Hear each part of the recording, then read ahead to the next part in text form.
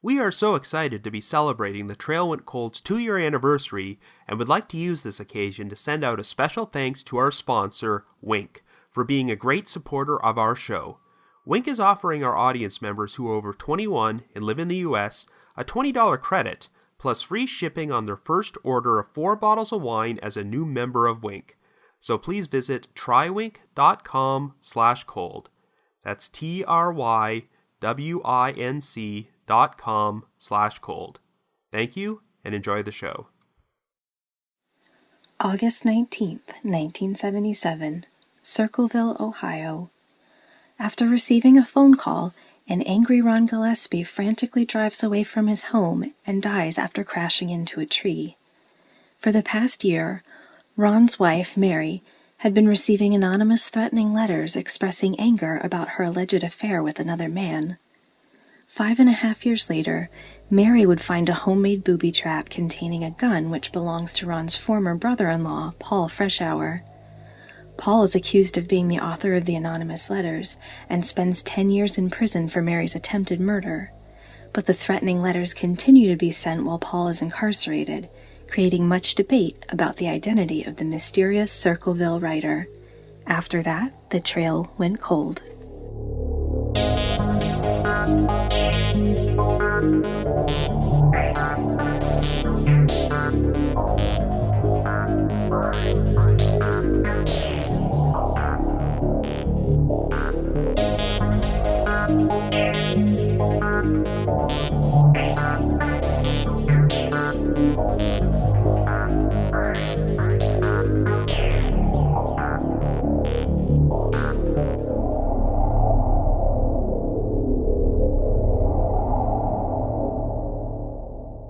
Hello everyone, and welcome to our special 2-year anniversary episode of The Trail Went Cold.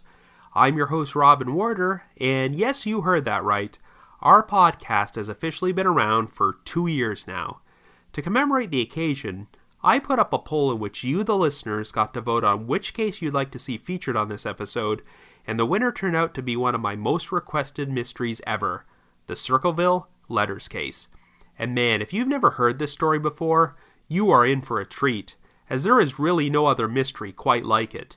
The story garnered national attention after it was featured on Unsolved Mysteries, and you really couldn't make up something like this if you tried. It all started in the 1970s when residents of the town of Circleville, Ohio started getting anonymous threatening letters, and there would be a number of bizarre twists and turns, including the death of one person, which may or may not have been an accident, and the incarceration of another person on an attempted murder charge, which he always maintained was an elaborate frame-up job. Things got so out of control that when Unsolved Mysteries decided to do a segment about this case, they received their own anonymous threatening postcard from the mysterious Circleville writer.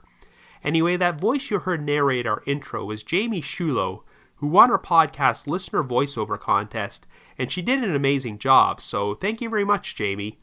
This contest has grown incredibly popular among our audience, and I will be sharing more details about it near the end of the show. And I'll also mention that she is not the only special guest voice you'll be hearing on this episode, so stay tuned. However, before we get started, just a quick reminder that The Trail Went Cold is a weekly podcast which is currently available for download on several platforms, including iTunes, Stitcher, and Google Play Music. So if you like this podcast, be sure to subscribe to it, and please leave us a rating or review on any of those sites to help spread the word. The Trail Went Cold also has its own PayPal account and a donate button on the website. If there's anyone out there who wants to make a donation, we would greatly appreciate it, and we'll be sure to give you a shout out on a future episode. So with all that out of the way, let us now present the truly one-of-a-kind saga of the Circleville Letters.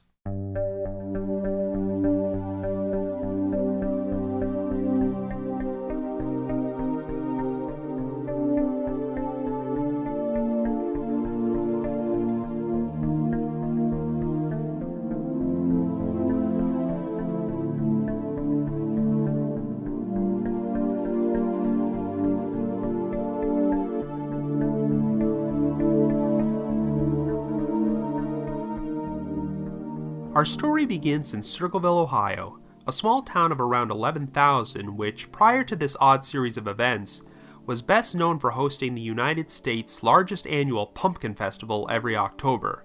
Two of our central figures in this story are a married couple named Ron and Mary Gillespie. Mary works as a local school bus driver, and on March 21, 1977, she would receive a strange anonymous letter which was mailed to her home. The envelope was postmarked from Columbus, located just over 25 miles away from Circleville, and the note was written entirely in large block letters.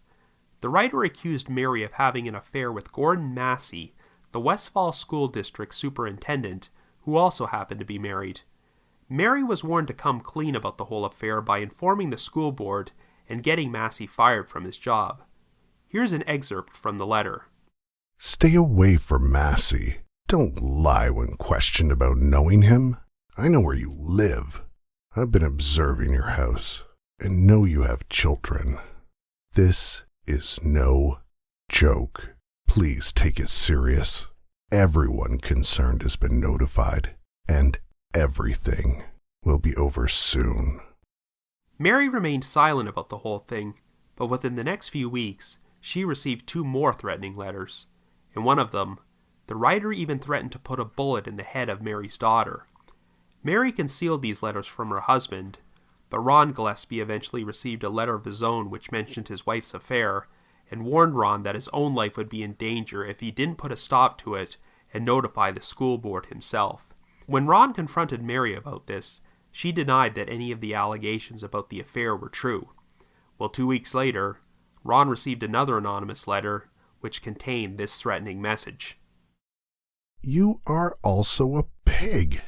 Make her admit the truth and inform the school board.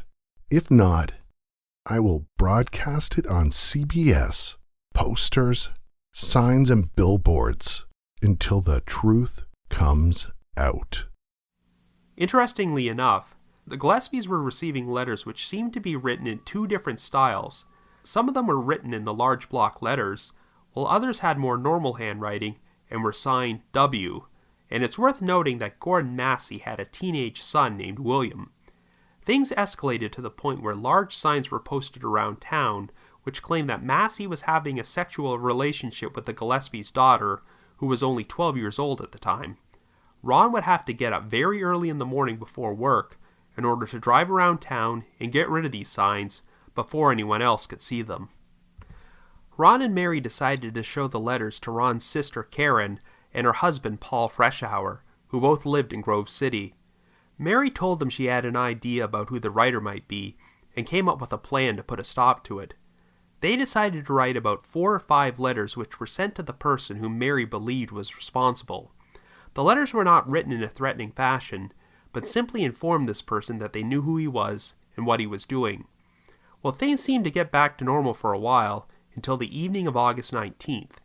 Mary was on a trip to Florida with Karen and 2 other female friends, and Ron was watching the children alone when he received a phone call at home which seemed to make him angry. No one knows what the caller actually said to Ron, but it compelled him to grab his gun after he hung up.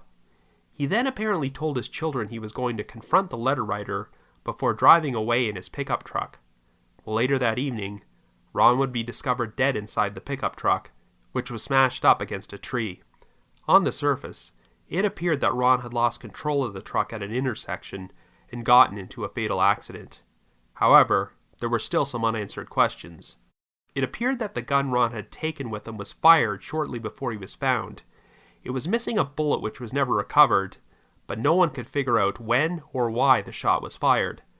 Another strange detail was that Ron supposedly had a blood alcohol level of 0.16, which was way over the legal limit and certainly would have made him intoxicated enough to crash into a tree. But Ron was not known for being a heavy drinker, and his children did not believe he looked drunk when he left the house that night. According to Paul Freshour, Pickaway County Sheriff Dwight Radcliffe initially suspected that foul play might be involved, but after investigating one potential suspect and ruling him out after he passed a polygraph test, Radcliffe eventually concluded that Ron's death was nothing more than an accident. But this incident only caused the Circleville letters to escalate beyond the Gillespies. It wasn't long before residents of Circleville and Pickaway County started receiving their own anonymous letters which revealed Mary Gillespie's alleged affair with Gordon Massey and accused Sheriff Radcliffe of orchestrating a cover-up. The exact details are a bit murky, but over the course of the next several years, it's believed that over 1,000 anonymous threatening letters would be circulated throughout the area, and many of them contained gossip which had nothing to do with the Gillespie's personal drama, and supposedly revealed skeletons in the closets of prominent citizens and accused them of doing terrible things. Well, in 1979, Gordon Massey divorced his wife, and lo and behold, he wound up in a relationship with Mary Gillespie. But not to worry, Mary assured everyone that their relationship did not start until after her husband's death, which I'm sure is nothing more than a complete coincidence.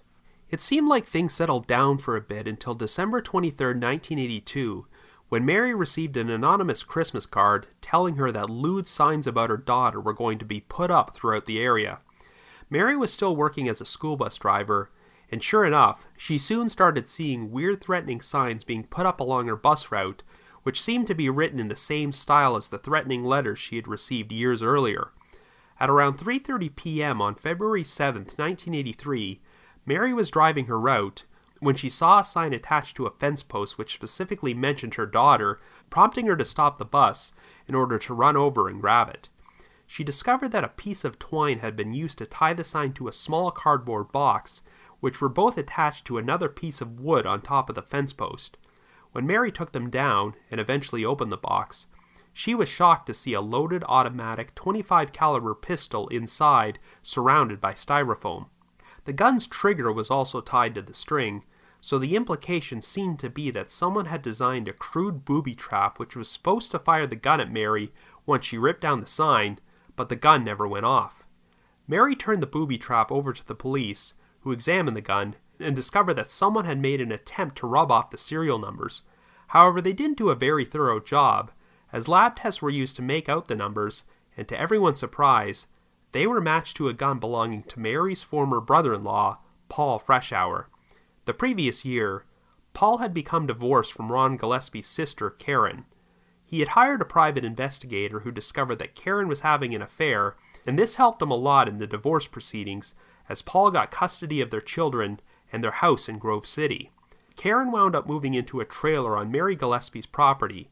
Karen's own parents had been living inside the trailer, but Mary actually had them evicted so Karen could move in. On February 25th, Sheriff Radcliffe questioned Paul about the gun without telling him about the booby trap. Paul claimed that he ordinarily kept the gun hidden in his garage, but hadn't used it or checked up on it in years. According to Paul, there had recently been a burglary at his home while he was away on vacation, and he suspected that's when the gun might have been stolen, but he never reported the theft to the police. That same day, Paul was questioned by Radcliffe at the police station, who proceeded to perform what is probably the dumbest handwriting test in recorded existence. Radcliffe's quote-unquote test involved showing Paul some of the threatening letters that Mary had received and asking him to copy them as closely as possible. And, surprise, surprise, after specifically asking Paul to do this, he concluded that Paul's handwriting was a close enough match that he had to have been the author of the original letters.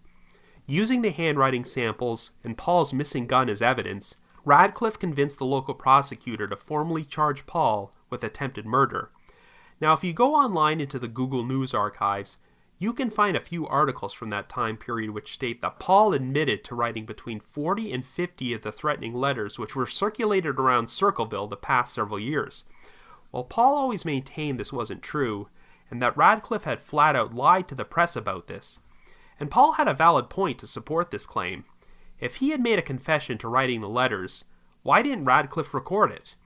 Radcliffe also apparently told people that Paul's fingerprints were on the threatening letters, which turned out not to be true, and his prints were also not found on the gun or the booby trap. Radcliffe had a search performed of Paul's house, but could not find any more corroborating evidence against him, such as ammunition for the gun, or material which could have been used to construct the signs and the booby trap, such as cardboard, glue, styrofoam, or twine. In spite of this, Paul still went on trial for attempted murder in October.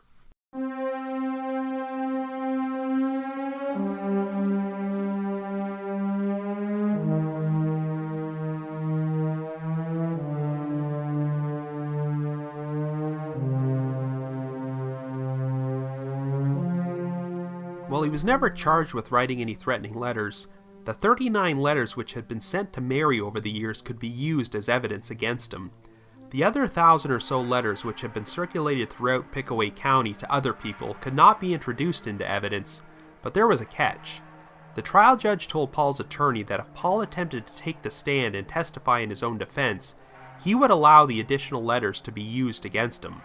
Even though Paul denied being responsible for the letters, the signs, and the murder attempt, his attorney convinced him to plead not guilty by reason of insanity at one point, but that plea was changed to not guilty by the time the trial rolled around. A handwriting expert would testify for the prosecution that he believed that Paul was the author of the threatening letters. Even without the sketchy handwriting test Sheriff Radcliffe asked Paul to perform, he still believed that the writing on the letters was a close match to writing samples he'd seen from Paul's personnel record at his place of employment. Mary Gillespie also took the stand to testify that after Karen's divorce to Paul went through, Karen had approached her in August of 1982 to share the possibility that Paul had been the author of all the letters. Karen was actually staying at Sheriff Radcliffe's home during the trial and was originally set to be a witness for the prosecution, but she never took the stand. Paul worked as a quality control supervisor at the Anheuser-Busch Brewery in Columbus, and it was established that he was not at work on February 7th, the day Mary discovered the threatening sign and the booby trap. However, the defense countered with an alibi witness who testified that he was with Paul at his home between 12:30 and 4:30 p.m. that afternoon. Mary found the sign at 3:30, so this meant that Paul would have had to put it up over 3 hours in advance if he was guilty. Over the defense's objection, the prosecution produced a rebuttal witness named Kenneth Reed, who claimed that he remembered seeing the sign at that location along Mary's bus route sometime between 11:30 a.m. and noon that day. In the end, the jury ultimately sided with the prosecution, as after deliberating for only 2.5 hours, they found Paul Freshour guilty of attempted murder. He would receive a sentence of 7 to 25 years and was sent to the Ross Correctional Institution in Lima. Well, this is when the story reached its apex of weirdness. Believe it or not, after Paul was incarcerated, a bunch more anonymous threatening letters started being mailed out to various people which were signed by the Circleville writer. The letters were not just sent out to residents of Circleville and Pickaway County, but circulated all over central Ohio. Sheriff Radcliffe was certain that Paul was somehow managing to mail out all these letters from inside the prison. But the big issue is that the letters were postmarked from Columbus, and Paul was incarcerated in Lima, which was over 90 miles away. So perhaps Paul might have convinced someone else to smuggle the letters outside the prison to mail for him. Radcliffe complained to the warden about this and convinced him to place Paul in solitary confinement, where he would be denied access to any writing materials. But even though Paul was constantly searched, had all his incoming and outgoing communications closely monitored, and was kept under the tightest possible scrutiny, the threatening letters kept being mailed. Anyway, Paul would serve the minimum 7 years of his sentence and was eligible for parole in December of 1990. He seemed to think his chances for release were good because he had been a model prisoner and had passed 3 different polygraph tests in which he denied having written the letters. However, in the weeks leading up to Paul's parole hearing, the circulation of the threatening letters increased dramatically. Even though they were still postmarked from Columbus, and the warden himself had vouched that it was 100% impossible for Paul to have sent the letters, the board still denied Paul's request for parole. And wouldn't you know it, within a few days, Paul wound up being sent his own anonymous letter, which read, "Now when are you going to believe that you are not getting out of there? I told you 2 years ago. When we set 'em up, they stay set up. Don't you listen at all? No one wants you out. No one. The joke is on you. Ha ha." The case eventually garnered the attention of an investigative journalist named Martin Yant, who specialized in wrongful conviction cases. Yant came to believe that Paul Freshour had been framed and was completely innocent of everything he was accused of. In fact, during a letter he wrote to the parole board on Paul's behalf, Yant stated that he never caught Paul in one lie during all their interactions together. While reviewing Sheriff Radcliffe's investigative file on the case, Yant uncovered a crucial piece of evidence which had been withheld during Paul's trial. About 20 minutes before Mary Gillespie discovered the threatening sign and the booby trap, Another school bus driver was driving that route and reported seeing a yellow El Camino parked at that exact spot. A sandy-haired man was standing near the fence post where the sign was eventually found, and he seemed to be going out of his way to conceal his face. Well, this man did not match the description of Paul Freshour, and Paul never owned a yellow El Camino. But do you know who did match the description? A man whom Paul's ex-wife Karen was dating at that time. And do you know who happened to own a yellow El Camino? Karen's older brother. In addition, shoe prints had also been found at the scene which did not match Paul's shoe size. But since the discovery of Paul's gun caused all focus to be shifted on him, this other man was never investigated. Well, in 1993, Martin Yant published all these findings in an article about the case in the newspaper The Columbus Alive, and he was immediately hit with two threats, one which threatened legal action, and the other which threatened his life. The article caught the attention of Unsolved Mysteries, who decided they want to produce a segment about the case on their show. In December of that year, while they were in the midst of working on the story, the Unsolved Mysteries office in Burbank, California received a threatening postcard signed the Circleville writer. It read, "Forget Circleville, Ohio. Do nothing to hurt Sheriff Radcliffe. If you come to Ohio, you El Sickos will pay." Since Paul Freshour was still incarcerated at this time, it's likely that Unsolved Mysteries was planning to frame the story as a final appeal segment, but in May of 1994, Paul was finally granted parole and released from prison after serving 10.5 years. In spite of the threatening postcard, the production of the segment went off as planned and aired on November 11th, and would become one of the show's most memorable and heavily discussed mysteries. Perhaps not surprisingly, Unsolved Mysteries did not have much luck convincing residents of Circleville, such as Sheriff Dwight Radcliffe and Mary Gillespie, to participate in the segment, and the only people who wound up being interviewed were Paul Freshour and Martin Yant. The segment really didn't lead to any major new developments, but Paul never stopped maintaining his innocence, and he eventually started a website about the case, which you can find at circlevilleletters.wordpress.com. The site contains a number of documents related to the case, including a lengthy letter Paul wrote to the FBI asking them to launch an investigation into Ron Gillespie's death because he still believed that Ron had been murdered. Now, Paul's ramblings are pretty repetitive and drift wildly into conspiracy theory territory, as he accuses some other prominent Pickaway County residents of being involved in child molestation and a completely unrelated murder of a pregnant schoolteacher. But I have no idea if there's any truth to this stuff, so I'm not going to go into them here, but feel free to check out the website for yourself if you're curious. But the documents still contain a lot of interesting information, and one of the biggest revelations involves the mention of a man named David Longberry. Like Mary Gillespie, Longberry also happened to work as a school bus driver for the Westfall School District in 1977.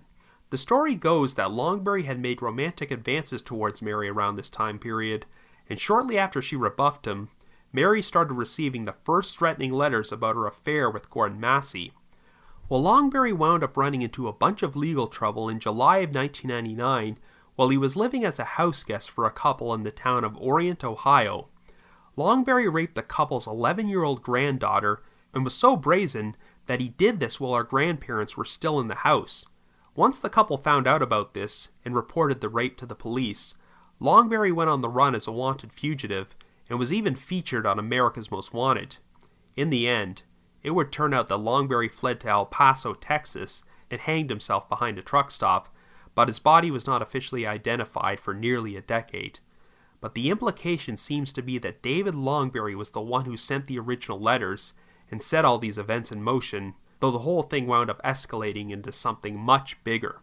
Anyway, Paul Freshour passed away in 2012 at the age of 70, but never did succeed at getting his name cleared. His WordPress website is still out there as a source of information, but the full truth about the entire Circleville letter saga remains unclear. So I guess you could say, the trail went cold. But before we continue, I think it would be an ideal time to pour myself a glass of wine and propose a toast to the 2-year anniversary of The Trail Went Cold. And that's just one reason why we are very grateful to have a wonderful sponsor named Wink supporting our podcast. Wink is targeting a new generation of wine drinkers who want to do away with the pretense and simply enjoy reasonably priced, great wine. Wink custom tailors wines to the taste of the individual consumer and delivers 3 bottles of wine each month to your doorstep for $39 plus free shipping. When you visit Wink and take their 20-second palate profile quiz, you'll get instant wine recommendations based on your unique profile. The price point for most wines is $13, so by signing up with Wink, you are getting your first bottle for free. Wink is offering our audience members who are over 21 and live in the US a $20 credit plus free shipping on your first order of 4 bottles of wine as a new member of Wink. Your wine delivery will be branded Wink. Wink is the wine club associated with Wink. So what vintage of wine should I select for our commemorative toast? Ooh, here's a good one. A 2017 bottle of Outer Sound Sauvignon Blanc, which comes all the way from Marlborough, New Zealand, and has tasting notes of grapefruit, guava, and lemon. A white for any wine drinker, this versatile Sauvignon Blanc is the perfect expression of Marlborough. It has juicy passion fruit and citrus flavors, along with the classic green, grassy flavors that are so characteristic of Sauvignon Blanc from this region. Whether for a warm day or a light meal of fish or salad, this wine is versatile and a great fit for any occasion. To receive a $20 credit and free shipping on 4 bottles of wine just like this one on your first order, go to trywink.com/cold. That's trywink.com/cold. trywinc.com/cold.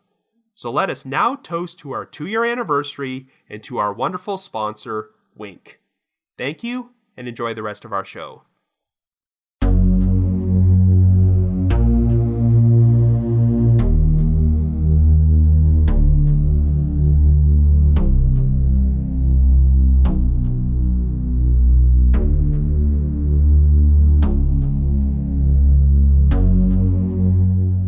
Wow, so this is one of those crazy, one-of-a-kind mysteries where no matter how hard they tried, no fiction writer could possibly dream up something like this on their own.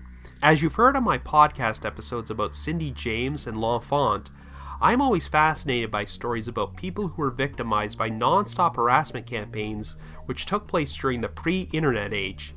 Nowadays, it's far too easy to harass and torment someone from their own computer without even having to leave your home. But back in the 70s and 80s, harassment campaigns of this magnitude took work, which is what makes them so terrifying. It's hard to fathom someone going to the trouble of writing out hundreds of threatening letters by hand and then mailing them out. The idea that anyone can devote so much time and energy to that is frightening. Now, it's possible that the Circleville letters case involves 2 entirely separate stories which bled into each other over the course of 2 decades. The first story seemed to climax with the death of Ron Gillespie, while the second story may have led to one of the weirdest wrongful convictions of all time. I don't want to downplay the crime of attempted murder, but it's so bizarre to think that someone actually went to trial and was sent to prison over a gun in a box which was never even fired. I mean, obviously, if you were to plant a bomb somewhere and the bomb didn't go off, that's still a very serious crime which deserves prison time. But if Paul Freshour is completely innocent, then I can't imagine how frustrating it must have been to serve 10 years behind bars for what almost resembles some stupid childish prank involving the lamest booby trap ever. Anyway, before I begin my analysis, I need to send a special shout out to the Cars 1986, a poster at the Unsolved Mysteries message board at the Sitcoms Online forum, which, as you well know, I always frequent. A few years ago, he got in touch with Martin Yant and learned a bunch of interesting information which he shared on the message board. Long story short, Yant believes there were multiple writers behind the Circleville letters, and Paul Freshour was definitely not one of them. The author of the first series of letters was probably David Longberry, who was angry that Mary Gillespie rebuffed his advances. The author behind the second series of letters was Karen Freshour, who orchestrated an elaborate revenge scheme against her ex-husband Paul in response to their divorce. Of course, there are a lot of other complicating factors, including Ron Gillespie's death and the potential involvement of other writers, but let's start at the very beginning. For starters, I can tell you that I have no trouble believing that the entire Circleville letter saga was set in motion by David Longberry. We really don't know too much about Longberry, except for the fact that he eventually went on to rape an 11-year-old girl while her grandparents were in the house, and anyone who's capable of something like that is definitely capable of writing threatening letters to a woman who turned him down. I'm sure Longberry was angry enough that Mary Gillespie rebuffed his advances, but the fact that she did so while conducting an extramarital affair with another man probably set him off in a big way. Now, even though there are many aspects of this case which are up for debate, one thing that pretty much everyone can agree on is that Mary was completely full of it when she claimed her relationship with Gordon Massey did not start until after her husband was dead. Apparently, Massey had previously been asked to leave another school district because he was having an affair with an employee there, which is how he wound up as the superintendent of the Westfall School District. Yes, I guess the relationship between Mary and Massey did not officially start until he divorced his wife in 1979, but if you had received a series of threatening letters which falsely accused you of having an affair with someone and your husband wound up dead because of it, would you actually go on to start a real relationship with that person? If the allegations about the affair were untrue, then I don't see why Mary would have concealed the letters from Ron until he received one of his own. Hell, one of those letters threatened the life of their daughter, so you'd think Mary would run straight to the police about this if she had nothing to hide. Now, the one thing which is up for debate is whether Longberry was the only author, as the Gillespies received letters which were written in entirely different styles. Most of them had large block-style letters, but some of them had normal handwriting and were signed W. This is why it's been speculated that those particular letters were written by Gordon Massey's teenage son, William. Well, obviously, William would have good reason to be angry about Mary having an affair with his father, but I have my doubts that a teenager would have the dedication to write all these letters himself. And besides, the writer of the original letters demanded that Mary confess her affair with Gordon Massey to the school board, which would have gotten him fired. Would William really want to cost his father his job and put his family in the spotlight because of a major scandal? If William heard about what was going on, he might have decided to join in and write a few letters to Mary himself. But it's also possible that the original writer wanted to cause misdirection by writing some of the letters in a different style and signing the initial W in order to make the Gillespies think that William might be responsible. While this isn't 100% confirmed, I think William was the person the Gillespies and the Fresh Hours initially suspected to be the writer, which prompted them to write a few letters in response to inform them they knew who he was and what he was doing. I'm not entirely certain they suspected David Longberry at this point. Now, the death of Ron Gillespie is the one part of this story where no one is really certain what happened, and it's always been up for debate whether or not foul play was involved. I know that Paul Freshour always believed Ron was murdered, but as weird as this whole case is, I think the most logical explanation has to be that Ron died in an accident, and it's just a coincidence that it occurred while he was apparently on his way to confront the letter writer. One of the things which made people suspicious is the fact that Ron's blood alcohol level was 0.16 at the time of his death, and his children said he didn't appear drunk when he left the house. Well, even though they didn't believe he was drunk, it sounds like Ron's kids never actually denied he was drinking that night. So it's possible that Ron did consume a lot of alcohol in order to work up the will to confront the person who phoned him, and his children just didn't have the knowledge to objectively determine if he was drunk or not. Now, as I'm going to discuss in a minute, Paul frequently accused Sheriff Dwight Radcliffe of covering things up and downplaying shady stuff which had happened in Pickaway County in order to give off the appearance of a low crime rate. Since Radcliffe initially believed there was foul play in Ron's death, but then changed his mind and ruled it to be an accident, I guess Paul seems to be implying that Radcliffe lied about Ron's 0.16 blood alcohol level in order to make it sound like he died in a drunk driving accident? I don't know. Well, Radcliffe does do a lot of sketchy things in this story. That one seems like a bit of a stretch. The other thing which makes people believe Ron might have been murdered is that one shot from Ron's gun was fired, which could not be accounted for. But let's put it this way. If Radcliffe would go to the trouble of fabricating Ron's blood alcohol level, why wouldn't he have covered up the detail about the missing bullet?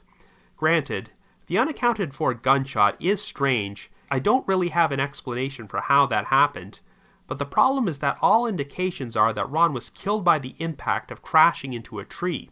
So the only way the situation could be murder is if the person who phoned Ron deliberately lured him out of the house to that particular intersection and then proceeded to run him off the road into the tree so that everyone would assume he died in an accident.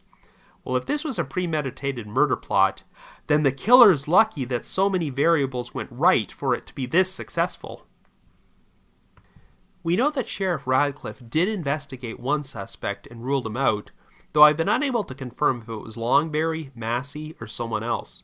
At the time Ron's death took place, Mary and Karen were on a trip to Florida with 2 other women, and according to Paul, these women told him they heard Gordon Massey was going to be there. So it sounds like Mary was using this trip as an opportunity to carry on her secret affair with him. No one has ever found out what the person who phoned Ron actually said to him to prompt him to leave the house, but if I had to guess, I'd say the caller was probably David Longberry, and that he may have been using this opportunity to admit that he was the writer and inform Ron that his wife was likely cheating on him at that very moment. It doesn't sound like any evidence was ever uncovered to suggest Longberry committed murder, so he probably did not expect Ron to rush out of the house, lose control of his truck, and get killed in an accident. Now, did Longberry start circulating the anonymous letters accusing Sheriff Radcliffe as a cover-up? Possibly, but it sounds like this was the point when the entire Circleville letter saga started escalating into confusion.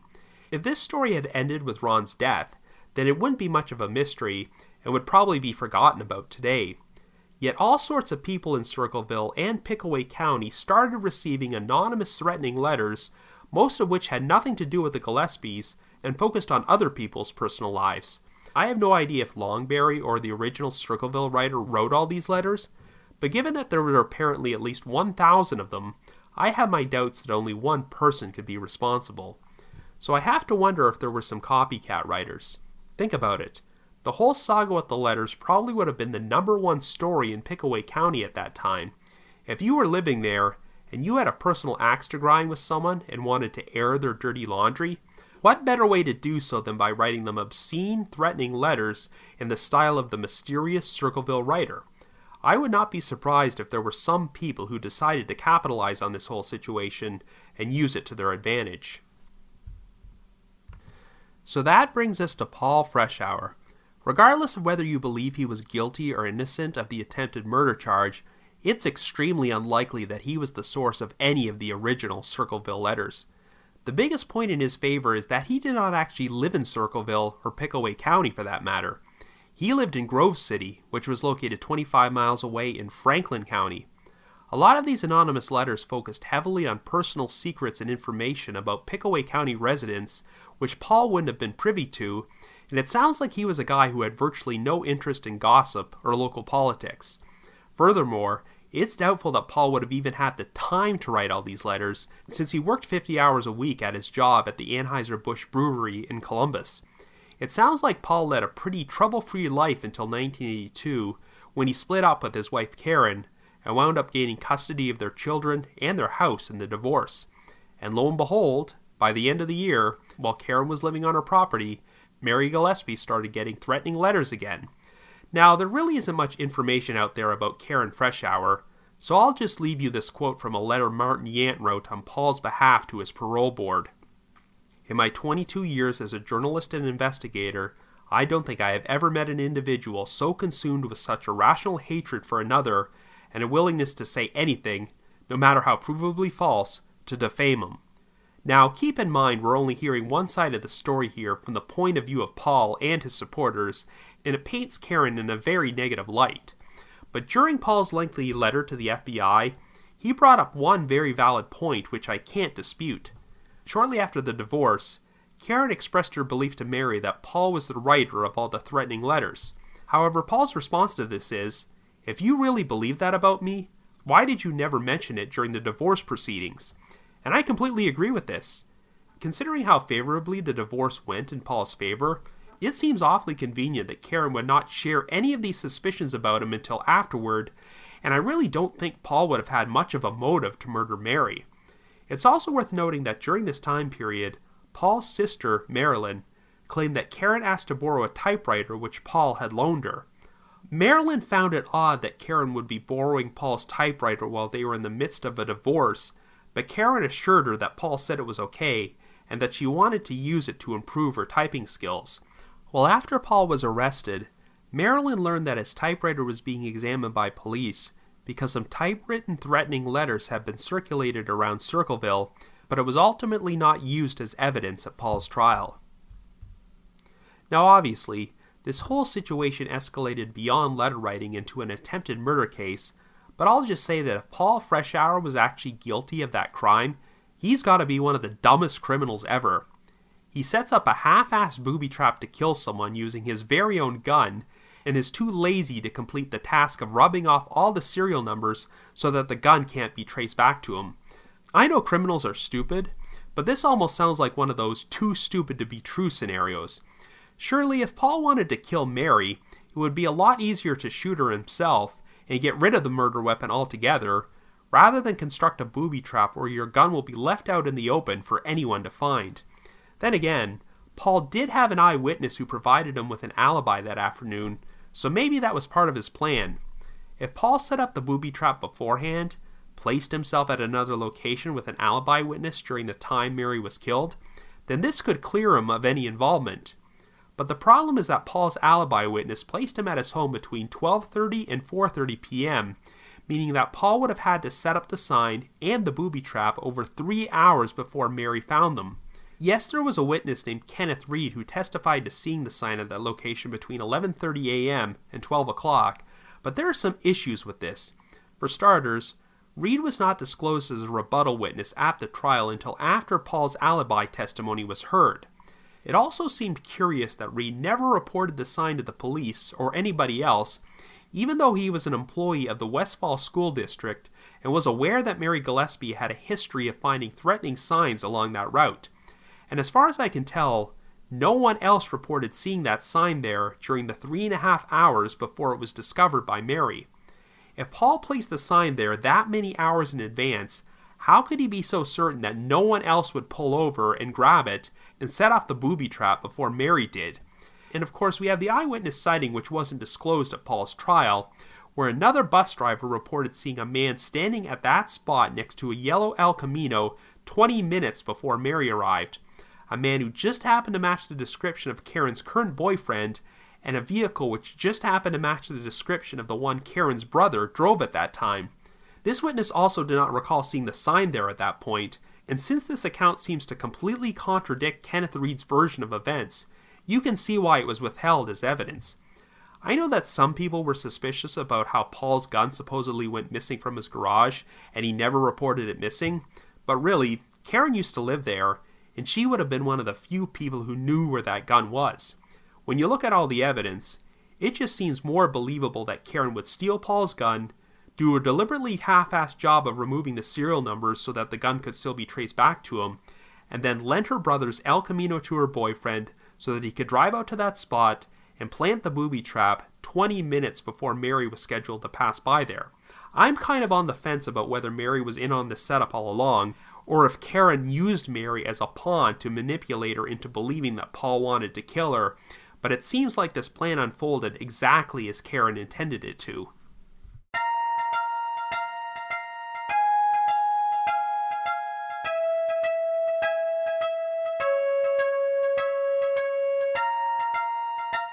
Of course, a cockamamie plan like this might not have worked if there was a more competent police investigation, so I think this is a good time to talk about Sheriff Dwight Radcliffe.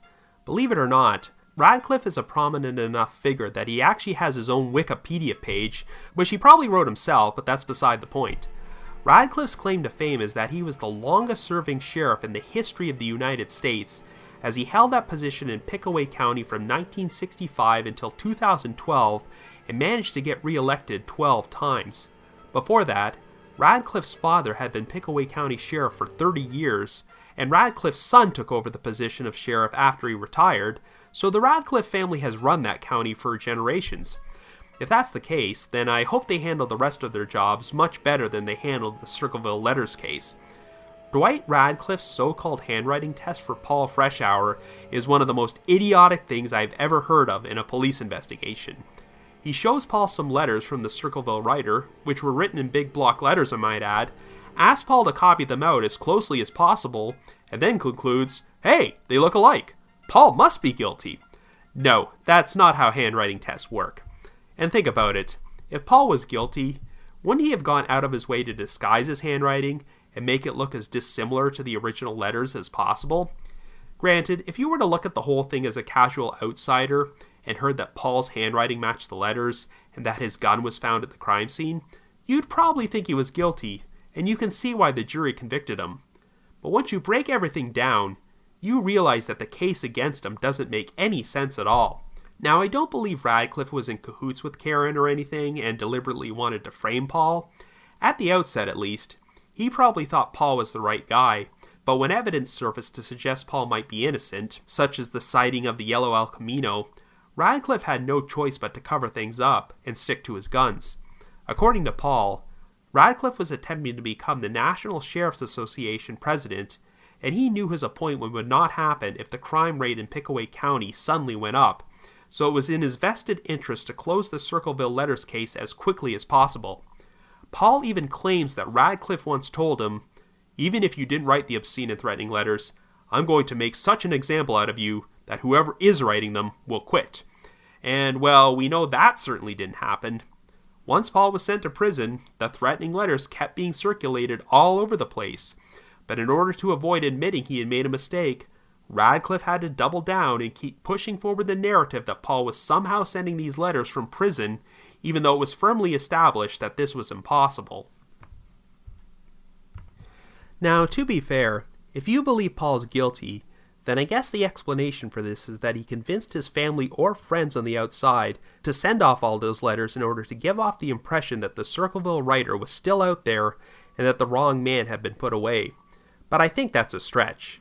It eventually got to the point where Paul couldn't do anything without being strictly monitored, so I just don't see how he could keep coordinating something like that without getting caught. Given the volume of letters and how they were spread out all over central Ohio and not just in Circleville, I think it's possible that at least some of them were copycat letters from people who'd heard about the case in the news and were using it as a cover to express their own personal grudges. However, I think the most likely explanation is that Karen was the source of most of those letters. You might be wondering why she would keep doing this, given that she had successfully framed Paul, got him sent to prison, and was re-awarded custody of the children, along with Paul's house and assets. After all, if more letters were sent while Paul was locked up, that might give off the impression he was innocent. Well, remember, Paul was given a sentence of 7 to 25 years, which meant he could have been paroled as early as 1990. And if what Martin Yant said about Karen is true, she was so vindictive that serving only 7 years wouldn't have been nearly good enough for her, so she sent the threatening letters to give off the impression that Paul was still up to his old tricks in prison. At the very least, the whole thing only made his living conditions worse, since it meant he was often locked up in solitary confinement and constantly strip-searched and monitored. But in spite of this, Paul really should have been paroled at his first hearing in 1990. If the warden himself personally vouched that it was impossible for Paul to have sent the letters, then the parole board shouldn't have held it against him and kept him locked up. And I can certainly believe that Karen was the source of the threatening postcard which was sent to the Unsolved Mysteries office in December of 1993. As you'll recall, the show's mailing address was mentioned on their show all the time. The postcard arrived shortly after Martin Yant had published his article about the case, and I'm guessing the local media had made mention of the fact that Unsolved Mysteries was planning to film a segment. That news probably wouldn't have been widespread public knowledge at that time, which is why it's believable that the postcard originated near Circleville. And let's not forget that Paul didn't actually get paroled until May of 1994, so I'm sure there was paranoia that publicity from the show might help get him released, and no one would have had a more vested interest in keeping Paul behind bars than Karen. So what else can I really say? There really isn't anything quite like this story. But overall, this mystery seems to be two completely separate stories which wound up being linked together by a bizarre letter-writing campaign. When I first became familiar with this case many years ago, my head pretty much exploded, and my brain had a hard time putting all the pieces of this puzzle together. However, now that I'm older and wiser and I've learned a lot more information about this story, I think you can assemble all the pieces together and come up with a large overall picture of what likely happened. This is ultimately two separate stories of two mentally unbalanced individuals who had their own ulterior motives to destroy someone's life, and one of these individuals used the other as inspiration. David Longberry wanted to use a series of threatening letters to destroy the life of Mary Gillespie, and because she was a first-hand witness to the whole thing, Karen Freshour decided to take things a step further by utilizing the same idea to destroy the life of her ex-husband and have him sent to prison. I think that Karen orchestrated an elaborate frame-up job, but without the entire saga involving the letters, this plan never comes to fruition. If you go to Paul Freshour's website and read his long, rambling letters, it's easy to think that the guy is probably a bit out there, and considering what he went through, that's probably understandable. But ultimately, I think he was just an innocent pawn in this whole story. It's good he was ultimately released and got to live the last 18 years of his life as a free man, but he was still railroaded in a big way and had his children and an entire decade of his life stolen away from him, so it's too bad he never got his name cleared before he died. But I think Paul's biggest obstacle is that after he got released from prison, what exactly was there to investigate? Paul was certain that Ron Gillespie's death was a murder which warranted an investigation, but it doesn't sound like the authorities agreed with him. Like Paul, Ron seemed to be nothing more than an innocent pawn in this sadistic game, but in all likelihood, his death was probably nothing more than an accident, and just an unfortunate side effect of a bizarre story which spiraled out of control. As much as he seemed to get off on toying with the Gillespie family, I don't think David Longberry ever had plans to murder anyone. Since Longberry became a wanted child rapist and committed suicide over 20 years later, there really isn't much else which can be done to resolve this part of the case. Likewise, I'm not even sure Karen Freshour could be prosecuted with anything after all these years. With the way the booby trap was set up, I have my doubts that the gun inside the box was ever intended to go off. Karen probably had no intention of killing Mary, she just wanted to use her as a means to frame her ex-husband. But since Paul served his time and is now deceased, I doubt there would be any interest by the authorities in reopening an investigation after all these years. So that pretty much concludes our episode about the Circleville letter saga, one of the oddest mysteries we've ever covered on this podcast. Like I said before, it's a unique enigma in that it seems pretty baffling on the surface, but once you dig deep enough, you can pretty much figure out a logical theory about what probably happened. In the eyes of law enforcement, this case is essentially considered to be closed, but if you happen to have any new information, such as evidence that Ron Gillespie really was murdered, please contact the appropriate authorities. But if they ask you to take any handwriting tests, don't. Anyway, in case you didn't recognize him, that was my friend Tyler from the Minds of Madness podcast who provided the voice of the Circleville writer for this episode, so a special thanks to him. I couldn't think of a more perfect podcasting voice to fill that role than Tyler, and if you've never listened to the Minds of Madness podcast, I highly recommend you check it out. And not to worry, I'm pretty sure Tyler was not the actual Circleville writer. I think. Also, another special thanks to Jamie Shulo for doing such a great job at narrating our opening. Like I mentioned in the intro, this has become a popular recurring monthly contest for our listeners to win the opportunity to do the same thing. If you've already entered this contest before, you are automatically eligible for my next random drawing, so you don't have to do anything. But if you want to enter the contest and haven't done so yet, all you have to do is send an email under the subject line, Trail Went Cold Contest, naming the one unsolved cold case you would most like to see covered on the podcast. So once again, send an email under the subject line, Trail Went Cold Contest, to robin.warder@icloud.com. That's robin.warder@icloud.com.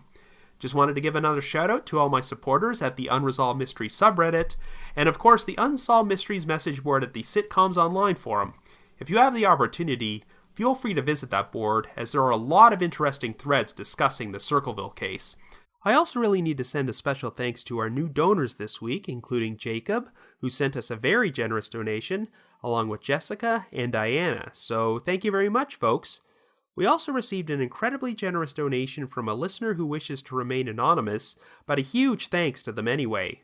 You know who you are. And of course, I also need to thank the talented Esther Gomez, who designed the cover art for this episode. We first collaborated with Esther when she did the cover art for our 1-year anniversary episode last year, and we were so impressed with her work that we brought her back to do cover art for us multiple times. So thanks again, Esther, and we're including a link to her social media pages in the show notes, so be sure to check out her other amazing artwork. Of course, I need to provide a big thanks to my podcast collaborators these past 2 years, my producer/editor McGill Foote, and my composer Vince Nitro. I couldn't manage this podcast without them. If If you haven't already, you can like us on Facebook, follow us on Twitter, or leave us a rating or review on iTunes, Stitcher, or Google Play Music. We also have a Facebook discussion group, so if you feel like discussing the podcast or the cases we feature with myself and your fellow listeners, feel free to join, and I'll approve your entry into the group ASAP. I also wanted to mention again that I will be representing The Trail Went Cold by appearing on Podcast Row at CrimeCon, which is being held at the Gaylord Opryland Hotel in Nashville from May 4th to the 6th. So if you're planning to attend CrimeCon and need to purchase tickets to the event, you can visit crimecon.com and receive a 10% discount by entering our promo code TTWC. That's TTWC. And as you may have heard, The Trail Went Cold is also going to be appearing at another podcast convention called Modern Love, which is being held at the Intercontinental Hotel in New Orleans from August 10th to the 12th. Until February 28th, Modern Love is offering a special Valentine's Day discount on tickets, so in order to receive 20% off, just go to their website, podern.love, and enter the promo code LOVE at checkout. And everyone who purchases a ticket with this promo will also be entered into a drawing to receive a free Podern Love ticket. So once again, visit podern.love to receive a 20% discount until February 28th by entering the promo code LOVE. Hope to see you in New Orleans. And like I mentioned earlier, we also have a donate button on our website, so if you're feeling generous and want to express your appreciation for all the hard work we put into this podcast, we'd be extremely grateful. Anyway, it's hard to believe that we have officially completed 2 years of The Trail Went Cold, and it's just been an amazing ride thus far. During this time period, many incredible things have happened. We have managed to attain millions of downloads. I am traveling to CrimeCon for the second consecutive year to represent this podcast, and I'm also going to be appearing at the Podern Love event in New Orleans this summer. But most importantly, I've been able to meet so many new and interesting people, both listeners and podcasters alike. We would never have gotten here without your support, so what else can I say? Thank you so much for being fans of The Trail Went Cold and making us what we are today. We can assure you that year 3 of this podcast will be even more exciting than the first 2. So have yourself a good week, and join me next Wednesday for our first brand new episode of year 3 of The Trail Went Cold.